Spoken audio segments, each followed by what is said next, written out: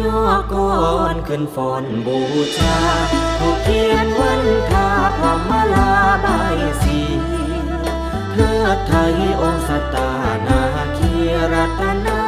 วดีผู้บารมีราชันศรีสัตนาคราชผู้พันปกป้องคุ้มกันหมู่มันป่วยภัยศรีสัตนาคราชผู้พันปกป้องคุ้มกันหมู่มันป่วยภัย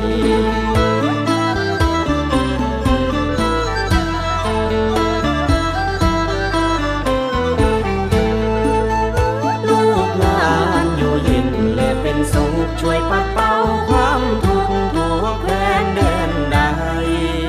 สักการะบูชาด้วยใจทั้งไกลและ